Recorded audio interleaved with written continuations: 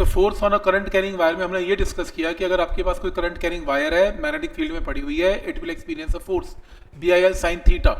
और अगर आपकी वायर टेढ़ी है तो आप इसको ज्वाइन कर लें, आप डिस्प्लेसमेंट लें, आपका आंसर डिस्प्लेसमेंट से सही आएगा।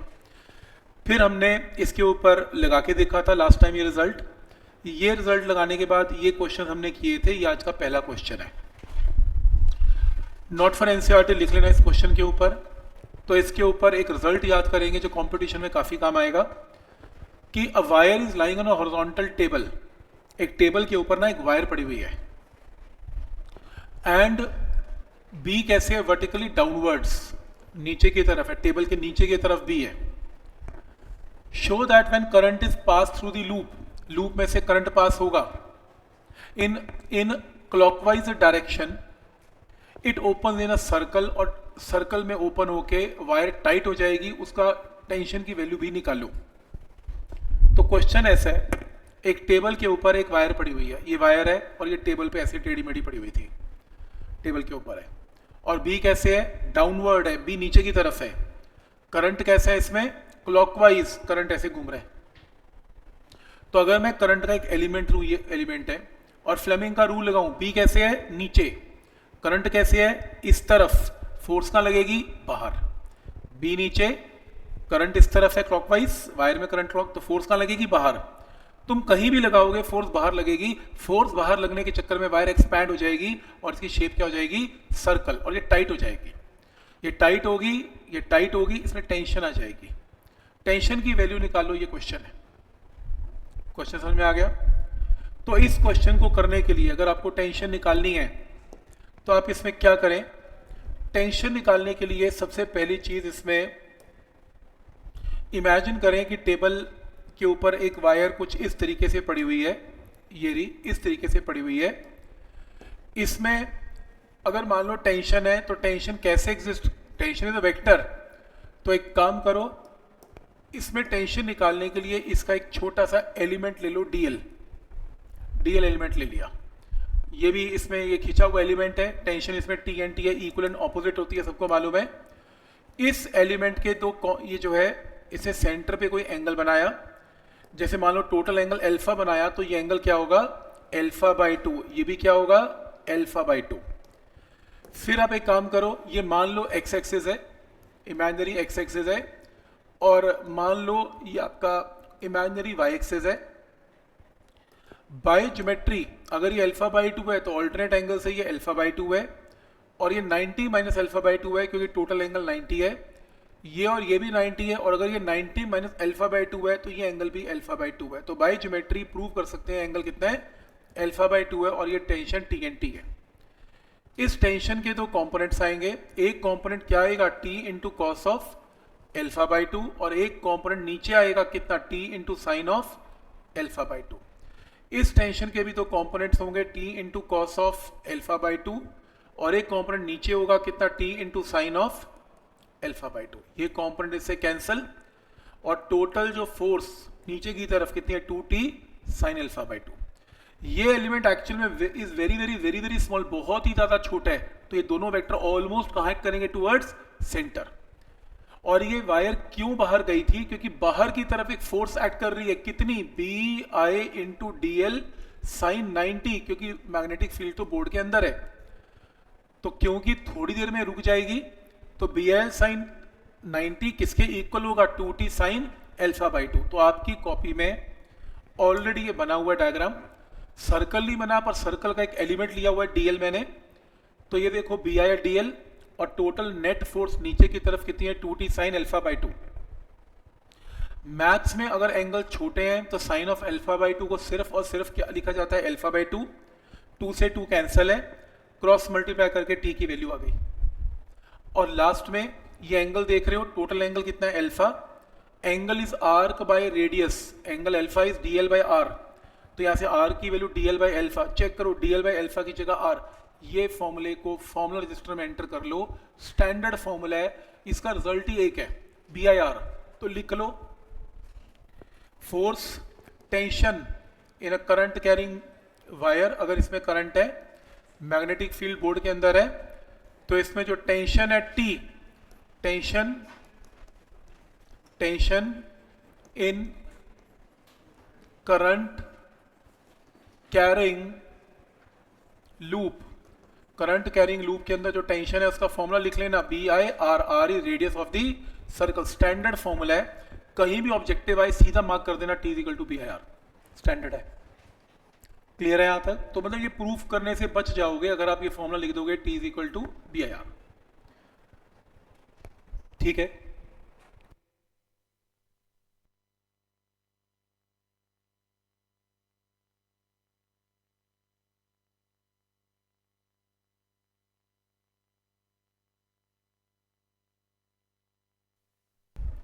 क्लियर है यहां तक? तो T का फॉर्मूला क्या मार्क करेंगे? BI/R। कभी कभी वो क्या कहेगा कि सर्कल की जो लेंथ है वो L है, सर्कल की लेंथ L है, तो L को क्या लिखेंगे? L = 2πr, और R की वैल्यू यहाँ से कैलकुलेट की जा सकती है L / 2π, तो R की जगह वैल्यू पुट करेंगे L / 2π। पॉइंट क्लियर है यहाँ तक? तो चलो ऑप्शनल बात है, अगर नहीं तो T = BI/R तो है ही, अगर R को L की फॉर्म में करना है तो ऐसा कर सकते हैं। तो स्टेप सबको समझ में आ रहा है यहाँ तक? ये पहला फॉर्मूला है। जैसे आपके पास दो करंट कैरिंग वायर्स हैं, एक वायर ये रही, इसमें I1 करंट है, थिन वायर है, दूसरी वायर थोड़ी मोटी थिक वायर है, मोटी वायर है, और इसमें करंट I2 है। इनके बीच में डिस्टेंस A है। क्वेश्चन है find force per unit length. इनके बीच में क्या निकलेगी? फोर्स पर यूनिट लेंथ निकालो। अब कोई का फॉर्मूला हमें आता है, क्या होता है फोर्स पर यूनिट लेंथ का फॉर्मूला? μ0/4π 2I1I2 / A। प्रॉब्लम ये है कि वो फॉर्मूला तब वैलिड है जब ये जो वायर है वो थिक वायर नहीं है, वो क्या है? थिन वायर है। पतली वायर्स पे वैलिड है, पैरेलल वायर्स पे। ये थिक वायर पे वैलिड नहीं है। तो थिक वायर को एक काम करेंगे, इसका एक एलिमेंट ले लेंगे, ये एलिमेंट थिन वायर की तरह काम करेगा। अब इसके अंदर करंट क्या होगा कैलकुलेट करते हैं। इसमें पहले स्मॉल फोर्स निकालेंगे, इंटीग्रेट करके टोटल फोर्स की वैल्यू कैन बी कैलकुलेटेड। इसमें स्मॉल फोर्स निकालने के लिए पहले इस रेड वायर का करंट चाहिए।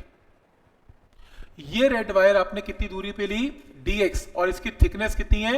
dx। थिकनेस ये है, इसकी चौड़ाई कितनी है? dx। आपको इस क्वेश्चन में गिवन है लैम्डा का मतलब है करंट पर यूनिट लेंथ। पूरी इस वायर का लैम्डा का गिवन है कि कितना करंट है? I2, और कितनी लेंथ में करंट है? B। तो एक बात बताओ, अगर B लेंथ में करंट I2 है तो 1 लेंथ में करंट कितना है? I2 / B। और मेरे को कितनी लेंथ में निकालना है? इसकी चौड़ाई कितनी है? dx। तो dx में करंट क्या होगा? I2 / B इंटू कितना? dx। इसकी जगह क्या पुट करेंगे? लैम्डा। तो लैम्डा इंटू dx। तो इसमें करंट आ गया कितना? लैम्डा इंटू dx, क्योंकि लैम्डा क्वेश्चन में ऑलरेडी मेंशन्ड है I2/B। ये स्टेप क्लियर है यहाँ तक? तो हो गया क्वेश्चन सॉल्व। ये देखो, तो इसके अंदर small force per unit length क्या होगी? μ0/4π 2I1, I2 की जगह लैम्डा इंटू dx, और ये एलिमेंट आपने कितनी दूरी पे लिया? x, तो डिवाइडेड बाय x। फिर लैम्डा की जगह क्या पुट किया? I2/B। ये स्मॉल फोर्स है। टोटल फोर्स निकालने के लिए दोनों साइड्स की इंटीग्रेशन, दोनों साइड में पहला एलिमेंट यहां आएगा जिसकी दूरी कितनी है? a, आखिरी एलिमेंट यहां पे आएगा जिसकी दूरी कितनी है? a+b। तो लिमिट क्या लगेगी? a से लेके a+b। तो 1/x dx की इंटीग्रेशन क्या? Natural log of x। एक बार x की जगह अपर लिमिट, एक बार x की जगह लोअर लिमिट। तो x की जगह a+b, x की जगह a log of first term minus second term में log of first term by second term. Option mark कर लेना, not for NCERT again, objective ही आएगा अगर आएगा तो। प्रीवियस ईयर में मिलेगा आपको ये क्वेश्चन। बट समझ में आ रहा है कि क्या लॉजिक है इसका? ठीक है, 3-4 क्वेश्चन इंटीग्रेशन वाले सारे नहीं है, बाकी नॉर्मल क्वेश्चंस हैं, बट समझ में आ रहा है कि क्या लॉजिक है। आप थिन वायर पे तो रिजल्ट लगा सकते हो, थिन और थिक पे लगा नहीं सकते। थिन और थिक के लिए आपको क्या करनी पड़ेगी? इंटीग्रेशन। जैसे ये नॉर्मल क्वेश्चन है, find equation of locus of points of zero magnetic induction. वो कह रहे हैं आपके पास दो वायर्स हैं, एक वायर ये रही I1 है, एक वायर I2 ये रही। आपको क्या निकालना है? आपको यहां पर ऐसा पॉइंट निकालना है जहां पर नेट B 0 है, और आपको उस पॉइंट का जो कोऑर्डिनेट है x, y, उसके बीच में रिलेशन भी निकालना है। x और y में क्या रिलेशन है? ये टर्म मैं मेडिकल वालों के लिए सिखा रहा हूँ क्योंकि उनको नहीं पता लोकस क्या है, नॉन मेडिकल को पता है लोकस क्या निकालना है, लोकस का मतलब क्या होता है। तो आपको मेडिकल वालों के लिए इजी टर्म में आपको एक्स और वाई का रिलेशन बताना है जहां पर नेट भी क्या हो जाएगा 0।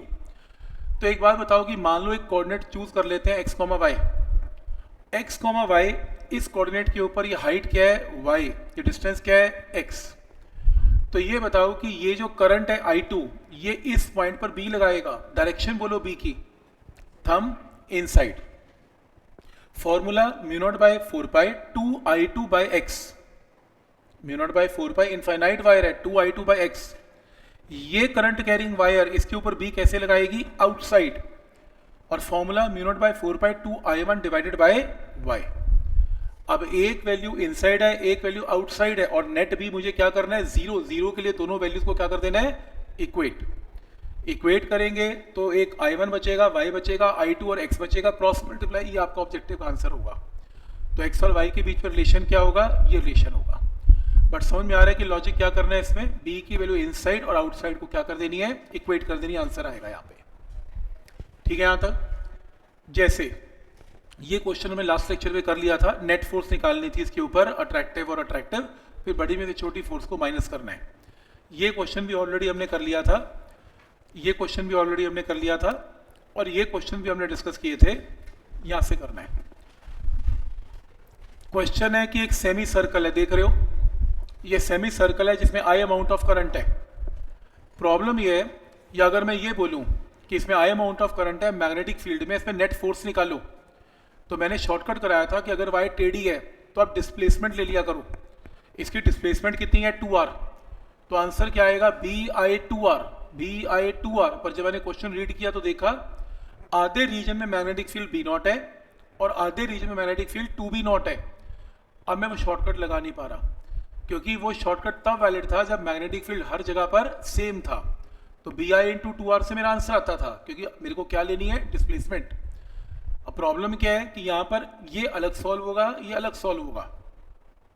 मैं इसके ऊपर अलग फोर्स निकालूंगा, मैं इसकी अलग फोर्स निकालूंगा और फिर इन दोनों का वेक्टर सम लूंगा, मेरा आंसर आएगा। अब ये सोचो कि जहां मैग्नेटिक फील्ड B0 है वहां पर ये फोर्स कैसे निकलेगी। जो आप डिस्प्लेसमेंट ले लो क्योंकि वायर टेढ़ी है, ज्वाइन करो इनके दो एंड्स, ये देखो तो ये क्या आएगा I, ये डिस्प्लेसमेंट ये तो आप इसके ऊपर फोर्स निकाल लो, और अगर इसके ऊपर फोर्स निकालनी है ऐसे ज्वाइन कर लो, मन में सोचो यहाँ करंट आ रहा है तो इसके ऊपर फोर्स निकाल लो। तो यही किया हुआ है, चेक करो।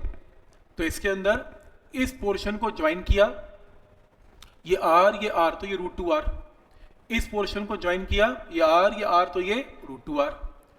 अब ये √2R करंट इसमें आए तो इमेजिन करना है इसमें भी I अमाउंट ऑफ करंट है, ऐसे इमेजिन कर लेना है इसमें I अमाउंट ऑफ करंट है, इमेजिन करो इसमें भी I अमाउंट ऑफ करंट है। तो आप अपना क्वेश्चन यहां पे करने की बजाय यहां पे करेंगे।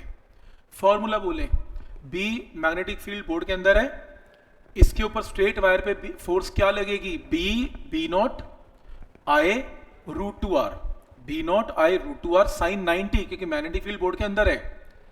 इसके ऊपर फोर्स क्या लगेगी 2B0, यहां पर मैग्नेटिक फील्ड कितना हो गया 2B0 I √2R sin 90, तो BIL sin 90, BIL sin 90। Magnitude of force clear है यहां पर, इसके ऊपर B0 I √2R, इसके ऊपर 2B0 I √2R। Forces clear है। डायरेक्शन बताओ, फ्लेमिंग का लेफ्ट हैंड रूल लगाओ इसके ऊपर। B वेक्टर कैसे है बोर्ड के अंदर, करंट कैसे है ऐसे, फोर्स कहां पर है ऐसे, फोर्स तो लेंथ के साथ 90 डिग्री पे होती है, तो B वेक्टर बोर्ड के अंदर है, डिस्प्ले करंट ऐसे है, फोर्स ऐसे है। इसके वे लगाओ, B वेक्टर बोर्ड के अंदर है, करंट कैसे है ऐसे है, तो फोर्स कैसे है ऐसी है, तो दोनों फोर्सेस 90 डिग्री पे हैं। ये F1 वेक्टर है, ये F1 वेक्टर है, ये F2 वेक्टर है, और जब ज्वाइन करेंगे आपस में 90 डिग्री बनेगा इनमें एंगल, तो नेट फोर्स क्या आएगी √of F1 square and F2 square. F1 आपने निकाल लिया, F2 आपने निकाल लिया, वैल्यू पुट करके नेट फोर्स का ऑप्शन आपने मार्क करना है। सेमी सर्कल के क्वेश्चन प्रीवियस ईयर के अंदर बहुत आते हैं। सेमी सर्कल्स टाइप अगर आप फिगर चेक करेंगे, जिन्होंने प्रीवियस ईयर स्टार्ट किए हुए हैं तो उनको ऐसे क्वेश्चन दिखेंगे।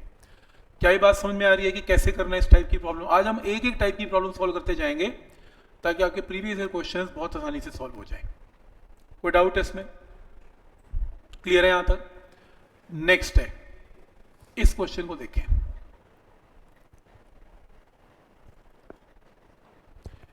ये लेक्चर में ये भी नोट फॉर एनसीईआरटी लिख लो प्लीज, स्कूल लेवल प्रॉब्लम नहीं है।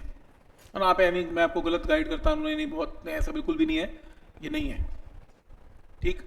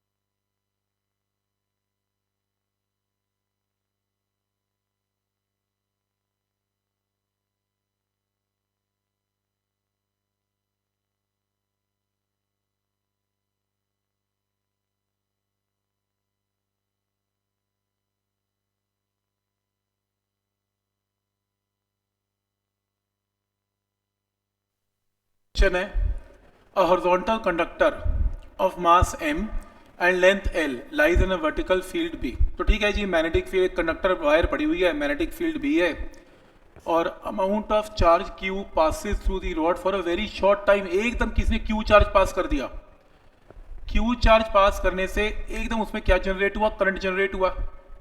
Current carrying wire lying in magnetic field, उसमें फोर्स लगी, फोर्स लगने से उसको झटका लगा और वो थोड़ी टेढ़ी हो गई, मूव करी। एकदम पास करोगे ना तो एकदम हिलेगी वायर, तो जब हिलेगी तो क्वेश्चन है कि कितनी वेलोसिटी से हिलेगी ये बताओ। आपको बताना है कि फाइंड इनिशियल वेलोसिटी। जैसे ही उसमें चार्ज पास हुआ for a very small time, current गया तो फोर्स एक्सपीरियंस हुई और उसको वेलोसिटी क्या मिली ये बताओ। कभी भी इस टाइप की प्रॉब्लम आ जाए, for a very small time झटका लगा वायर को, वो प्रॉब्लम इम्पल्स की प्रॉब्लम होती है। +1 का टॉपिक है इम्पल्स। तो इम्पल्स में क्या है, फोर्स कितनी लगी कंडक्टर को? BIL sin 90, क्योंकि मैग्नेटिक फील्ड 90 डिग्री पे है, ये फोर्स लगी। इम्पल्स छोटे टाइम dt टाइम के लिए क्या लगा? फोर्स इनटू टाइम क्या होता है? इम्पल्स। और टोटल इम्पल्स क्या होगा? F dt की इंटीग्रेशन, BIL dt की इंटीग्रेशन। B कांस्टेंट है, L कांस्टेंट है, I dt की इंटीग्रेशन को क्या बोलते हैं? चार्ज, क्योंकि हमें क्वेश्चन में क्या गिवन है? चार्ज। तो I dt की इंटीग्रेशन क्या होती है? चार्ज। तो ये आपके पास इम्पल्स लगा। +1 में टॉपिक किया था impulse momentum theorem, change of momentum of impulse. तो मान लो मोमेंटम mv है और इनिशियल मोमेंटम 0 था, फाइनल mv हो गया, तो mv - 0 चेंज इन मोमेंटम क्या है? mv। और चेंज इन मोमेंटम mv किसके इक्वल है? जो नया मोमेंटम आपने निकाला BLQ, क्रॉस मल्टीप्लाई करके वेलोसिटी निकाल लें। बहुत फ्रीक्वेंट आने वाला क्वेश्चन नहीं है ये, एक्सेप्शनल क्वेश्चन है, पर हाँ नई वैरायटी का क्वेश्चन है, ठीक। आया नहीं कभी वैसे, किसी किताब में देखा तो मैंने नोट कर लिया, बट पॉइंट समझ में आ रहा है कि क्या लॉजिक है इसमें। ये क्वेश्चन किया था लास्ट टाइम ने? नहीं। क्वेश्चन है, करंट 2 एम्पियर का है, सभी वायर के अंदर करंट 2 एम्पियर है। ये लो 2 एम्पियर है लिख लो, 2 एम्पियर है लिख लो, 2 एम्पियर है लिख लो, ऐसे 2 एम्पियर है। Side of the frame 1 metre है, यहां लिख लो 1 मीटर है, बना लो, इसमें थोड़ी सी करेक्शन भी हो सकती है। ये 1 मीटर है, ये 1 मीटर है, ये 1 मीटर और ये 1 मीटर है। ये फ्रेम है, स्क्वायर फ्रेम है। तो अगर ये 1 मीटर है, ये 1 मीटर है, तो बताओ ये लेंथ कितनी है? √2 मीटर, क्योंकि पाइथागोरस लगाई ना, स्क्वायर है पाइथागोरस, ये 90 डिग्री पे होगा ना, स्क्वायर है, तो डिस्टेंस क्या होगा? √2 मीटर, √1 का स्क्वायर प्लस 1 का स्क्वायर। बना लो इसके अंदर डायमेंशन बना ली। आपको नेट फोर्स बतानी है तीनों तारों पे क्या लगेगी। शुरू करते हैं। फर्स्ट वायर, ये पहली वायर है, इस पे फोर्स क्या लगेगी? BIL sin 90। मैग्नेटिक फील्ड कितना है? B कितना है? 4। B4 लिख देता हूं यहां पर, तो ये वायर नंबर 1 लिख देता हूं, ये वायर नंबर 2 लिख देता हूं, वायर नंबर 3 लिख देता हूं, ऐसे कर देता हूं। ये गलत सोल्यूशन है, इसे क्रॉस कर लेना। तो पहले वायर नंबर 2 की वैल्यू बोलो, बी की जगह 4, करंट कितना है 2, लेंथ कितना है √2, साइन ऑफ कितना 90। पहला स्टेप क्लियर है, BIL साइन 90। अच्छा बोलो F1 क्या है, F1 को कैसे करेंगे, ये वायर यहां से मुड़ गई, स्टार्ट कहां से हुई C पे, एंड कहां पर हुई D पे, तो मुड़ी हुई वायर पे काम क्यों करना, टेक डिस्प्लेसमेंट, क्योंकि अल्टीमेटली C से D पे आना है, तो दो वायर पे काम ना करो, सीधी वायर ले लो। तो इमेजिन करो C और D को ज्वाइन करोगे तो लेंथ फिर से क्या आएगी √2, तो फिर से फोर्स क्या आएगी सेम, कितनी BIL साइन 90। फिर ऐसी ये वायर भी मुड़ रही है, टेक डिस्प्लेसमेंट √2, फिर से F3 की वैल्यू भी क्या आएगी BIL साइन 90। भाई तीनों करंट सेम डायरेक्शन में है, तो नेट फोर्स क्या होगी, तीनों को क्या कर दें ऐड कर दें, आंसर आ जाएगा। डायरेक्शन क्या निकाली पता ही है, तीनों में करंट राइट जा रहा है तो तीनों फोर्सेस भी सेम डायरेक्शन में होंगी, और नेट फोर्स में क्या करेंगे तीनों के तीनों को ऐड कर देंगे। और अगर वे पूछ ले नेट फोर्स की डायरेक्शन क्या है, सेंट्रल वायर देख लो, बी वेक्टर बोर्ड के अंदर है, सेंट्रल वायर में करंट राइट है, फोर्स कहाँ लगेगी अपवर्ड्स, तो अगर सेंटर पे अप है तो सारे के सारे फोर्सेस कहाँ लगेंगी ऊपर ही लगेंगे, आंसर अपवर्ड्स है, net force is upwards. But point समझ में आ रहा है, जो तो वायर सीधी है उसकी तो सीधी लेंथ लो, जो वायर मुड़ रही है उसकी भी सीधी लेंथ लो, जो वायर नीचे मुड़ रही है उसकी भी सीधी लेंथ लो, टेक डिस्प्लेसमेंट। क्या ये पॉइंट यहां तक क्लियर है कि कैसे करना है इसमें, ठीक है यहां तक, तो लॉजिक क्लियर है टेक डिस्प्लेसमेंट का। नहीं तो फिर ना एक एक वायर पे काम करना पड़ेगा, मुश्किल काम है, डिस्प्लेसमेंट वाला शॉर्टकट बहुत सही शॉर्टकट है।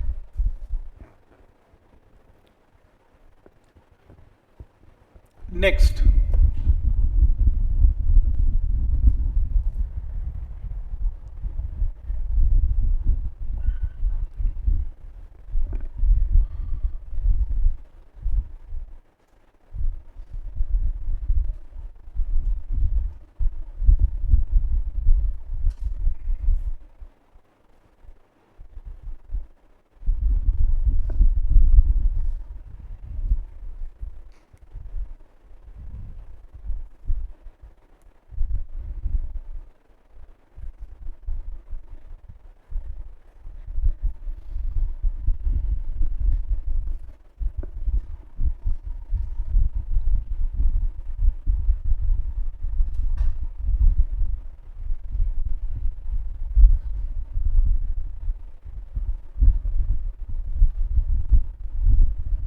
क्वेश्चन है, ये करंट कैरिंग वायर है, इसके सामने एक और करंट कैरिंग वायर है।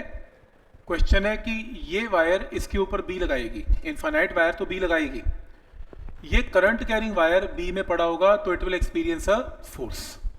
और हमने ये तो लास्ट टाइम डिस्कस किया था कि अगर ये करंट कैरिंग वायर ऊपर है, ये बी कैसे जनरेट करेगी इस तरफ बोर्ड के अंदर, तो यहां पर भी ज्यादा होगा कम होगा कम होगा कम होगा कम होगा कम होगा, दूर है ना पॉइंट तो कम होगा, लेकिन बी होगा कैसे इनसाइड होगा, इसमें भी इनसाइड इनसाइड इनसाइड पर ज्यादा कम कम कम कम। अब इसमें करंट इधर जा रहा है, बी बोर्ड के इनसाइड है, करंट इधर जा रहा है तो फोर्स एक्सपीरियंस कहां होगी ऊपर, बी बोर्ड के अंदर जा रहा है, करंट इधर जा रहा है, फोर्स लगेगी ऊपर। अब यहां फोर्स ज्यादा लगेगी कम लगेगी कम लगेगी कम लगेगी कम लगेगी कम लगेगी। और मैंने ये कहा करवाया था, क्वेश्चन आएगा कि इसकी मोशन कैसी होगी, तो मोशन ये ऊपर भी जाएगी वायर और ये थोड़ी सी मुड़ेगी भी क्योंकि यहाँ की फोर्स ज्यादा है, तो मोशन क्या होगी translation as well as rotation, घूमेगी भी और सीधी भी जाएगी। तो क्या मार्क करना है ट्रांसलेशन एंड रोटेशन। क्या स्टेप यहां तक क्लियर है, ये तो एनसीईआरटी तक है, एनसीईआरटी यहां तक पूछ सकती है। कंपटीशन पूछेगा फोर्स की वैल्यू निकालो क्या है, तो फोर्स की वैल्यू के लिए काम करना पड़ेगा, हर पॉइंट पर बी चेंज हो रहा है, तुम इतनी बड़ी लेंथ मत लो वायर की, तुम छोटी सी लेंथ लो dx, बस स्मॉल लेंथ, और ये लेंथ कितनी दूरी पे लो at a distance of x, तो यहां पर b की वैल्यू क्या लगेगी μ0/4π 2i डिवाइडेड बाई x, ये b की वैल्यू आ गई। तो इस पॉइंट पर b क्या लगेगा इतना लगेगा। अब इसकी लेंथ कितनी है dx है, और मैंने आपको बताया था कि अगर करंट ऊपर है तो b इसमें कैसे लगेगा इनसाइड, तो ये small length dx force experience करेगी, कितनी फोर्स एक्सपीरियंस करेगी, बी आई लेंथ की जगह डी एक्स साइन 90। तो ये देखो B I d x sine 90, तो बी की वैल्यू इनफाइनाइट वायर की यहां से यहां पुट कर दी, mu not by 4 pi 2 I by X, ये स्मॉल फोर्स आ गई, small force D X element पे आ गई। पर अपने को तो टोटल फोर्स निकालनी है, तो दोनों साइड्स को क्या करना पड़ेगा, इंटीग्रेट। इंटीग्रेशन में पहला एलिमेंट यहां पे है, यहां पे, तो वायर से इसकी दूरी कितनी है, a बाई 2। आखिरी एलिमेंट यहां पे है, तो दूरी कितनी है, a बाई 2 प्लस a कितना है, 3a बाई 2। तो वायर के स्टार्टिंग से लेके एंड तक टोटल फोर्स निकालनी है, तो लिमिट क्या पुट करेंगे, a बाई 2 से लेके 3a by 2। Constant mu naught 4 pi 2 I square बाहर आ गया, 1 बाई एक्स डी एक्स की integration natural log of x, x की जगह एक बार अपर लिमिट 3a बाई 2, एक बार lower limit a by 2। Log of first term minus second term is log of first term by second term, option mark कर लेना, answer आ जाएगा object. तो समझ में आ रहा है क्या करना है इसमें, लॉजिक कैसे पॉइंट समझ में आ रहा है कि क्या कैसे इस टाइप की प्रॉब्लम को हैंडल करना है। तो मैंने बताया कि आज हम एक एक टाइप की प्रॉब्लम सॉल्व करते जा रहे हैं, हर वैरायटी जो डिफरेंट वैरायटी के क्वेश्चंस हैं, तो उसकी एक टाइप आप देख रहे हो, डिफरेंट टाइप्स है। नॉर्मल क्वेश्चन तो हो ही जाएंगे, बट इस टाइप की प्रॉब्लम कैसे हैंडल करनी है इसका एक बार जस्ट तरीका बता रहा हूँ। जैसे ये क्वेश्चन, इसको फॉर्मूला की तरह याद कर लें, बिल्कुल भी नहीं कर सकते, क्योंकि वो कल को लिमिट चेंज करेगा, क्वेश्चन चेंज करेगा, मुझे खुद नहीं पता क्या करेगा। इसकी टेक्निक करें प्लीज, बिल्कुल भी ना करें, कल को थोड़ा ट्विस्ट कर सकता है क्वेश्चन, टेक्निक ही इसको समझें।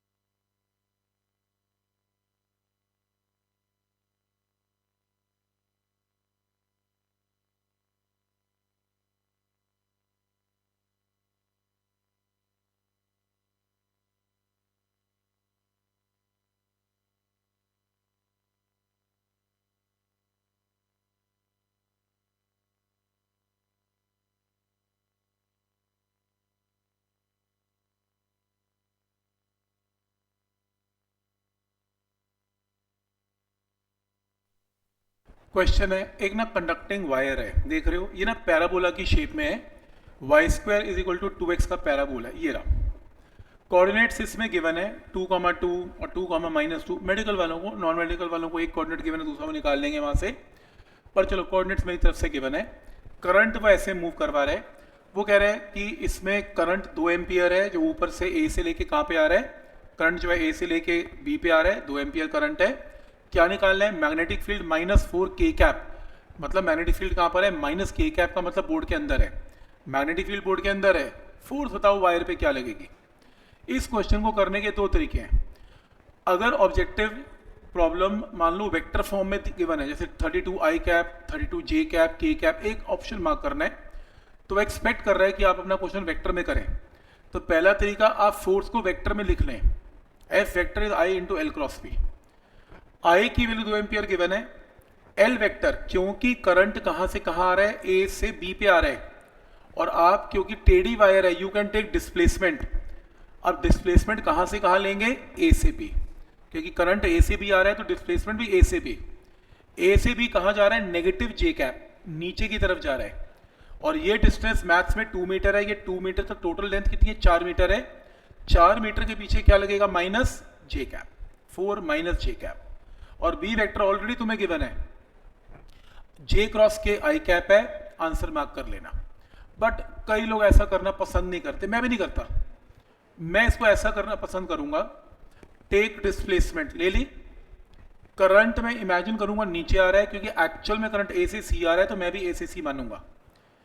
मेरे को कोई इस पे फोर्स पूछे तो बी का मैग्नीट्यूड कितना है, 4, माइनस के कैप को छोड़ दो, 4। बी आई कितना है, 2, गिवन है 2 ampere, B I. L length क्या लूंगा, 4, क्योंकि लेंथ कितनी है, डिस्प्लेसमेंट कितनी है, 4। साइन ऑफ क्या है, 90, क्यों, क्योंकि मैग्नेटिक फील्ड बोर्ड के अंदर है। तो मैग्नीट्यूड क्या आ गया 32। डायरेक्शन के लिए फ्लेमिंग का रूल, बी वेक्टर कैसे है बोर्ड के अंदर, सेंट्रल फिंगर कैसे है नीचे, थंब का आएगा मेरी तरफ कौन सा कैप है एक्स एक्सिस, एक्स एक्सिस का पीछे क्या लगेगा आई कैप, क्योंकि एक्स एक्सिस है तो पीछे क्या लगेगा आई कैप। कोई डाउट इसमें? पॉइंट समझ में आ रहा है यहां तक कि क्या लॉजिक है इसमें? B I L, B given है 4, करंट गिवन है 2, लेंथ पता है 4, बी आई एल 32 आ गया मल्टीप्लाई करके। फ्लेमिंग के रूल से डायरेक्शन लगानी है, बी वेक्टर बोर्ड के अंदर है, करंट नीचे है, थंब मेरी तरफ है, मेरी तरफ कौन सा कैप है एक्स एक्सिस है तो आई कैप है। ठीक है यहां तक? नेक्स्ट,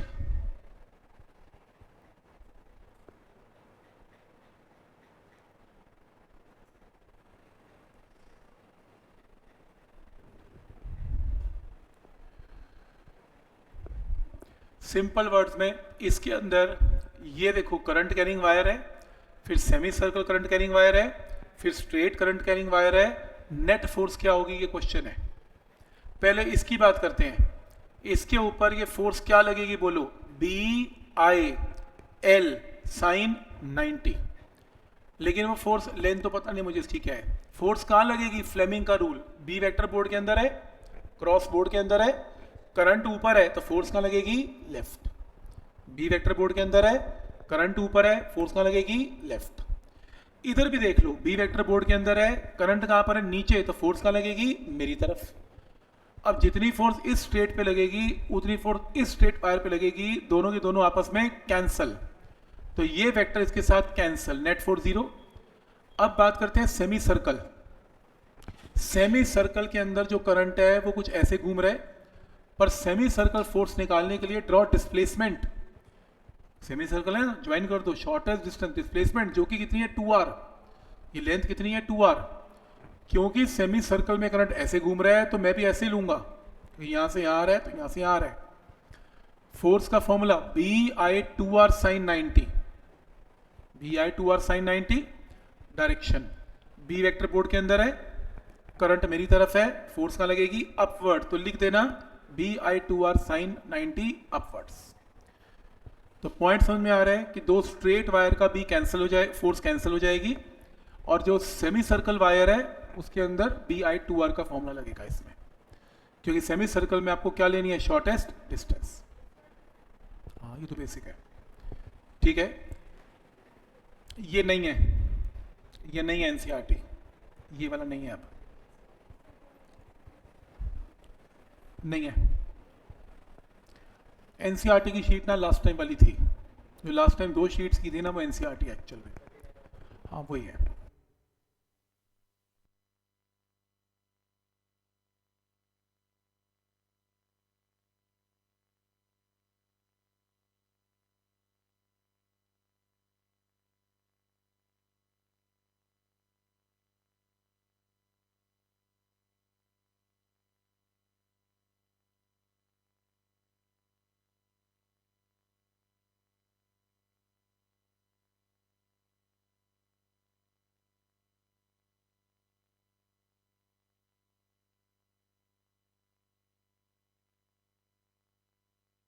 देखो प्लीज,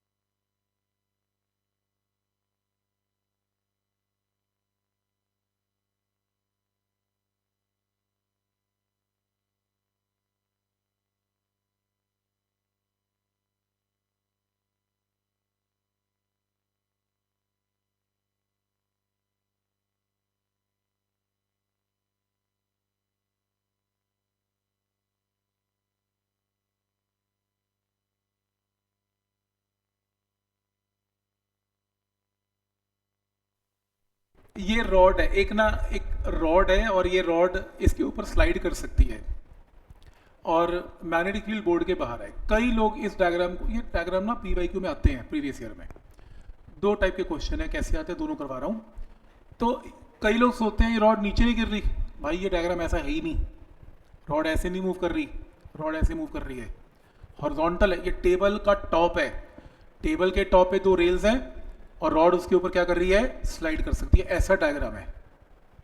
इसकी फोटो खींच के ऐसे लगाई है। तो क्लियर है यहां तक? तो ये हॉरिजॉन्टल है, नॉट वर्टिकल। तो इसमें करंट है, ये करंट हम ऑन करेंगे रादर, जब करंट ऑन होगा तो वो करंट कहाँ जाएगा, वो इसमें जाएगा, घूम के इसमें आएगा और फिर घूम के ऐसे घूमेगा। तो मुझे पहला आंसर दो, क्या ये रॉड मूव करेगी करंट के बाद? मैंने करंट पास कर दिया, ये मूव करेगी? क्या रॉड अपने आप मूव करना शुरू कर देती है? करेगी। क्यों? इस कौन सी फोर्स? मैग्नेटिक। कितनी? BIL sine 90। डायरेक्शन बोलो, फ्लेमिंग का रूल। बी कैसे है? बोर्ड के बाहर। करंट कहां पर है? ऊपर, तो फोर्स कहां लगेगी? इस तरफ। बी करंट फोर्स, तो फोर्स कहां लगेगी? इस तरफ। कितनी? F will be equal to BI B, क्योंकि लेंथ क्या है रॉड की? B। BIL मत कर देना, BI साइन 90, क्योंकि रॉड की लेंथ B है। तो ये फोर्स से रॉड मूव करेगी। अब प्रॉब्लम ये है, ठीक है, प्रॉब्लम ये है कि यहां पर ना फ्रिक्शन है और फ्रिक्शन कोफिशिएंट म्यू है। फ्रिक्शन इस रॉड को रोक लेगा, तो ये रॉड मैक्सिमम दूरी कितनी जा पाएगी? x, ये बताओ। ठीक है, x की वैल्यू बतानी है, कहां तक आके रुक जाएगी? फ्रिक्शन रोक लेगा। पहले काम करते हैं, बैटरी ने इसको एनर्जी दी, करंट दिया, बैटरी ने इसको एनर्जी दी, फोर्स दी, जिससे ये मूव करेगा। बैटरी ने, देखो बैटरी क्या कहती है? बैटरी कहती है रॉड L डिस्टेंस तक जाएगी, बात ही खत्म। वो क्यों? क्योंकि मैग्नेटिक फील्ड ही L तक है, तो बैटरी तो पूरा जोर लगाएगी कि L डिस्टेंस कवर कर जाए। तो बैटरी कितना वर्क डन करेगी? Force into displacement. Displacement magnetic field कहां तक प्रेजेंट है? L डिस्टेंस तक प्रेजेंट है, उसके बाद नहीं है। तो बैटरी ने वर्क डन कितना किया? Force into displacement. ये एनर्जी बैटरी ने दे दी रॉड को, जा तू जा उधर इतने जूल लेके आगे जा और L डिस्टेंस तक चली जा। पर प्रॉब्लम क्या हुई? फ्रिक्शन रोल प्ले करती है। फ्रिक्शन ने भी वर्क डन किया और फ्रिक्शन ने x डिस्टेंस पे रॉड को रोक दिया। तो फोर्स ऑफ फ्रिक्शन ने वर्क डन कितना किया? F into x. तो ये जो वर्क डन किया, ये वर्क डन किसके अगेंस्ट किया? जो एनर्जी उसके पास थी। क्रॉस मल्टीप्लाई करके x निकाल लो आंसर। तो बैटरी ने जो वर्क डन किया वो फ्रिक्शन ने ओवरकम कर दिया और फ्रिक्शन ने x डिस्टेंस तक उसको रोक लिया। तो ये वर्क डन बाय बैटरी या मैग्नेटिक फोर्स है जो L डिस्टेंस तक प्रेजेंट है, और ये वर्क डन बाय फ्रिक्शन है जो इसको इक्वेट करेगा और किसकी वैल्यू आएगी? x की वैल्यू आएगी। पॉइंट क्लियर है यहां तक कि क्या लॉजिक है इसमें? ठीक है, तो इस टाइप की प्रॉब्लम आ जाए तो इसको ऐसे हैंडल करना है। ये किया हुआ हमने लास्ट टाइम, ये लो, ये question force on charge particle है, F इजिकल टू BQV वाला क्वेश्चन है। ये BIL नहीं है, BQV है।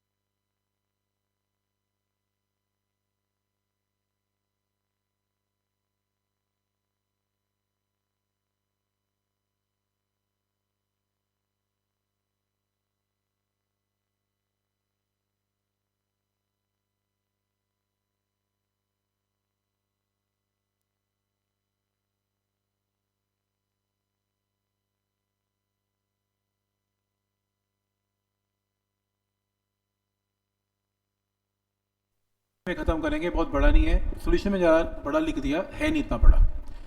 क्वेश्चन है कि ये आपके पास एक कैपेसिटर की प्लेट्स है, ये नेगेटिव और ये positive. Electric field is from positive to negative, नीचे की तरफ है। आपने इलेक्ट्रॉन लिया, यहाँ से आपने इलेक्ट्रॉन को छोड़ दिया, कोई फेंका नहीं, यहाँ पे छोड़ दिया। इलेक्ट्रॉन पॉजिटिव प्लेट की तरफ जाना स्टार्ट करेगा सीधा, इलेक्ट्रिक फील्ड प्रेजेंट है, तो इलेक्ट्रॉन कहाँ चिपकने की कोशिश करेगा? पॉजिटिव प्लेट पे सीधा जाएगा। पर बीच में आपने मैग्नेटिक फील्ड लगा दिया, और मैग्नेटिक फील्ड क्या करेगा? पार्टिकल को किसमें घुमाएगा? इन सर्कल। तो देखो क्या हुआ, ये आपका इलेक्ट्रॉन ऊपर जा रहा था, परपेंडिकुलर मैग्नेटिक फील्ड में किस में घुमा दिया? सर्कल में। आप ये चाहते हो कि ये अपना मैक्सिमम सर्कल कंप्लीट करे और बिना इसको हिट किए वापस आ जाए। ऐसा ना हो कि आपका सर्कल इतना बड़ा हो जाए कि वो ऐसे नीचे गिर जाए। तो बेसिकली आप ये चाहते हो कि ये अपर प्लेट को स्ट्राइक ना करे। तो क्वेश्चन है कि electron will fail to strike the upper plate, upper plate को टच नहीं कर पाएगा अगर आपका डिस्टेंस इससे बड़ा होगा, फिर D is the distance between the plates. तो लॉजिक समझो, लॉजिक ये है कि अगर मान लो कोई पार्टिकल ऐसे आता है, तो ये जो डिस्टेंस है ये क्या हो जाता है? आर, ये रेडियस हो जाता है। पर मैं ये चाहता हूं कि पार्टिकल इसको टच ना करे, तो मेरी separation between the plates D की वैल्यू आर से क्या होनी चाहिए? बड़ी। अगर बड़ा होगा उसको स्पेस मिलेगी, तो ये टच नहीं कर पाएगा। रूल क्लियर है यहां तक? तो क्या मैं ये ऐसा बोल सकता हूं कि d should be greater than r? मुझे ये बताओ कि आर की वैल्यू क्या है? M v divided by B q, सही? या फिर मैंने एक और फॉर्मूला करवाया था आर का, under root of 2m q potential v, क्योंकि इसमें कैपेसिटर के बीच में क्या गिवन है आपको? पोटेंशियल गिवन है, डिवाइडेड बाय बी क्यू। मैंने ये करवाया था। तो इसके अंदर अगला स्टेप, इसमें d की वैल्यू मैं यहां लिख रहा हूं, इसमें d की value greater than under root of 2m q potential v divided by, अंडर रूट पूरा ले लो, और बी क्यू को भी ब्रैकेट अंडर रूट के अंदर ले जाओ, तो क्या बनेगा? B square q square. Under root के अंदर लेके जाओगे बी स्क्वायर क्यू स्क्वायर, तो क्यू से क्यू कैंसल, तो d should be greater than 2m capital V B square divided by q. Q को ई पुट कर लो, चेक करो, यही प्रूव करना है ना, ये करना है प्रूफ, पोटेंशियल की फॉर्म में चेक करो। चार्ज को ई पुट कर लो ना, क्योंकि इलेक्ट्रॉन है। आंसर कुछ भी नहीं करना, डी ग्रेटर देन आर से आंसर आ गया। तो ये सॉल्यूशन ज्यादा बेटर है इसका। ठीक है यहां तक?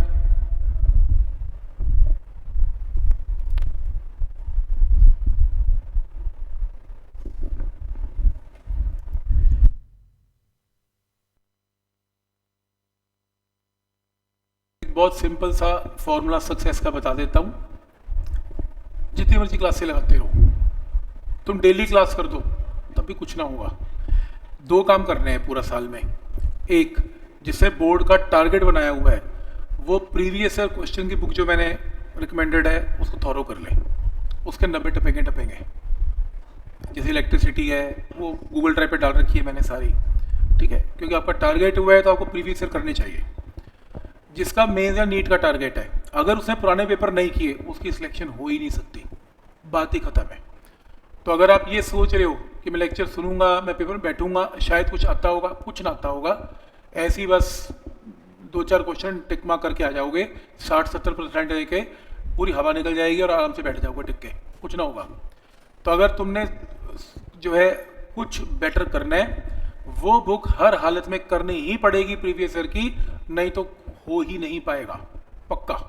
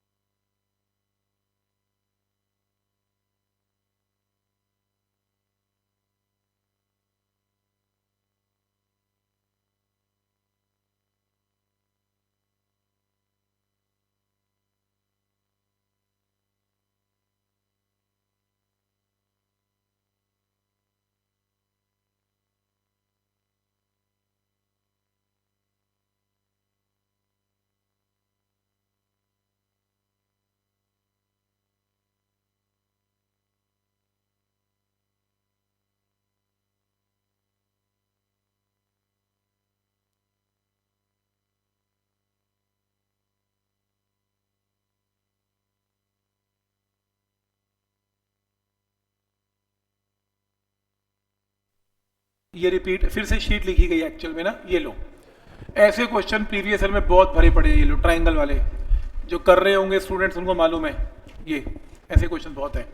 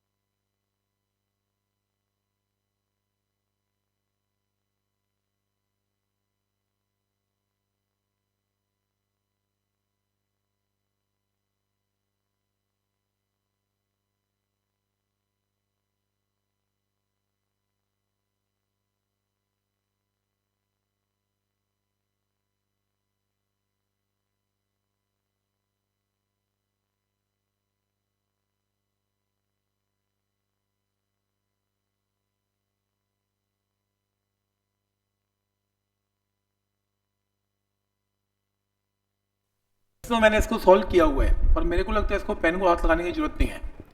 कैसे, ये देखो, इसमें मान लो आई करंट आया, तो आधा इसमें गया I/2 और आधा इसमें आया I/2, ठीक है।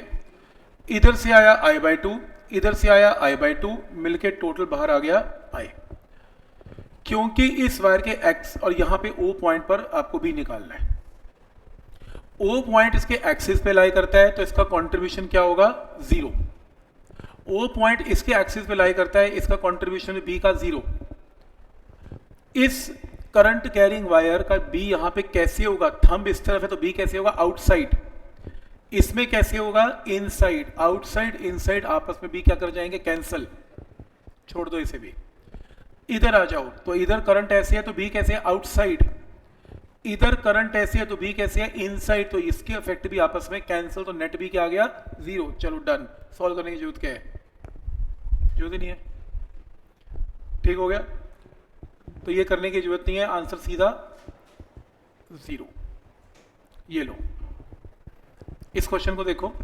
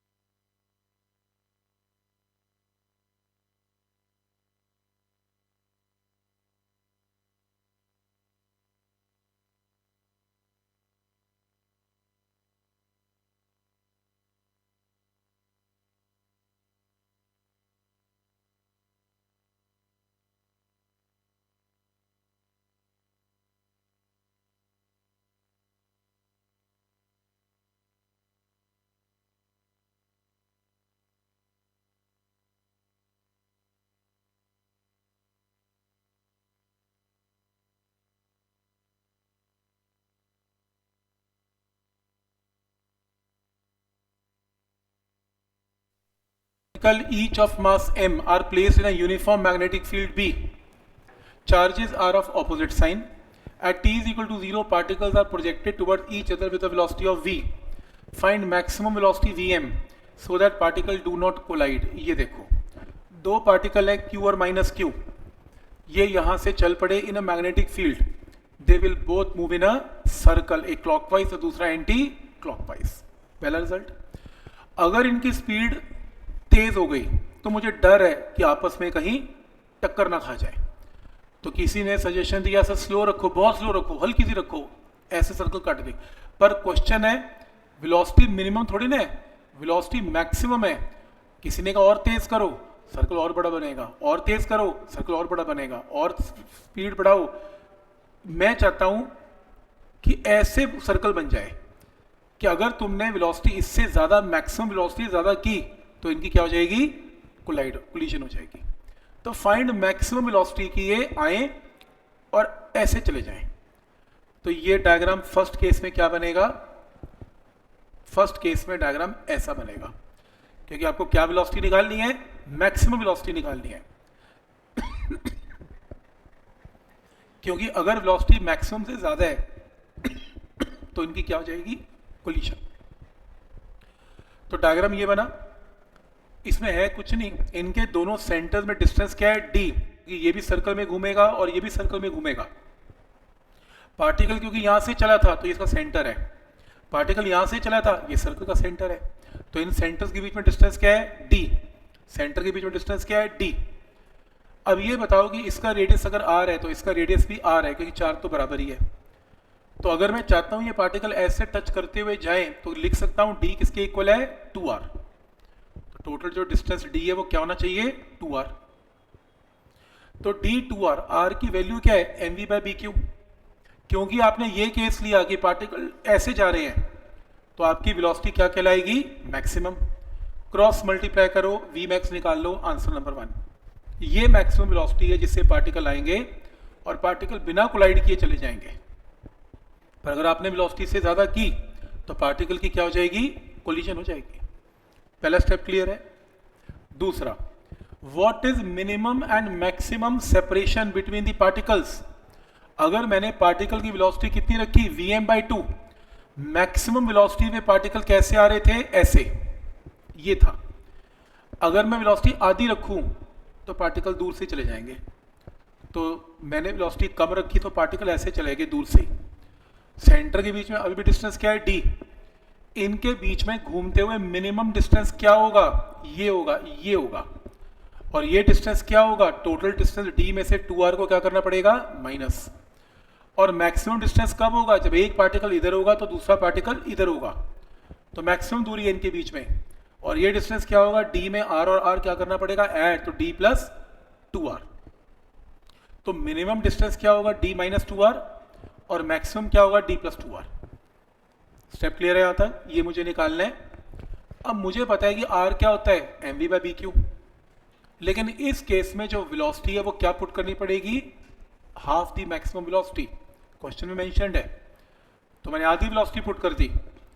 vm की वैल्यू क्या है, vm की वैल्यू निकाली हुई है फर्स्ट पार्ट से, कितनी, bq d/2m. इस vm की जगह पुट कर दो bq d/2m, सब कुछ कट जाएगा, रेडियस क्या आएगा, d/4. तो रेडियस d/4, तो मिनिमम डिस्टेंस क्या था, d माइनस 2r, r की जगह d/4 आंसर. मैक्सिमम डिस्टेंस में r की जगह d/4 आंसर. तो मिनिमम और मैक्सिमम डिस्टेंस भी आ जाएगा. क्या ये पॉइंट यहां तक क्लियर है? तो लॉजिक समझ में आ रहा है, क्या लॉजिक है, ठीक. अब वो कह रहे हैं at what instant will collision occur. अगर वेलोसिटी ट्वाइस दी मैक्सिमम है, मैक्सिमम वेलोसिटी पे पार्टिकल कैसे थे, ऐसे थे. ट्वाइस मैक्सिमम पे तेज आएंगे तो इनकी टक्कर हो सकती है. तो मान लो इनकी टक्कर हो गई, तो कब हुई ये बताओ. तो ये पार्टिकल यहां से सर्कल कंप्लीट करने चला, ये पार्टिकल यहां से सर्कल कंप्लीट करने चला, और मान लो इनकी टक्कर बीच में हो गई, सेंटर पे होगी, सिमेट्री है क्योंकि चार्ज बराबर है. तो इस सर्कल का सेंटर यहां होगा, इस सर्कल का सेंटर यहां होगा, और ये डिस्टेंस r है, और दोनों के सेंटर के बीच में डिस्टेंस क्या है, फिर से d. सेंटर के बीच में डिस्टेंस तो d रहेगा हर केस में. तो अगर ये r है, ये थीटा है, तो ये क्या बनेगा, r साइन थीटा. ये r है, ये थीटा है, तो r साइन थीटा. तो इनकी टक्कर अगर यहाँ होती है तो ये डिस्टेंस कितना है 2r sin थीटा। तो क्या मैं लिख सकता हूँ 2r sin theta is equal to d, जहाँ पर कोलिजन हुई, और r क्या है mv by B q. Velocity की वैल्यू मुझे क्या गिवन है इस केस में, ट्वाइस दी मैक्सिमम वेलोसिटी, तो वेलोसिटी की जगह 2 into v m. V m की वैल्यू फर्स्ट पार्ट से निकली हुई है, पुट कर दो m by on B q d by 2m, सब कुछ कैंसिल हो जाएगा और कैंसिल होने पे साइन थीटा ऑटोमेटिकली हाफ आ जाएगा। तो थीटा कितना है 30, तो 30 डिग्री पे इनकी कोलिजन हुई, आंसर है। तो आइडिया समझ में आ रहा है। तो पहली मेन चीज ये है, इस इक्वेशन में रेडियस पुट कर देना है, वेलोसिटी को 2 इंटू वी एम पुट कर देना है, वी एम फर्स्ट पार्ट से पुट कर देना है, अपने आप साइन थीटा आ जाएगा। तो इस तरीके से इस क्वेश्चन को सॉल्व किया जा सकता है। तो आइडिया समझ में आ रहा है कि कैसे किया इसमें। तो कैसे वी एम वेलोसिटी पे ऐसे गए, लेस देन वी एम पे ऐसे गए, ग्रेटर देन वी एम पे इनकी टक्कर हो जाती है। तो 3 केस समझ में आ रहे हैं कि कैसे सोचना है। ऑब्वियसली नॉट फॉर एनसीईआरटी, किसी भी हालत में नहीं है। ये रेल वाला क्वेश्चन एक और करना है, इंपॉर्टेंट है ये भी।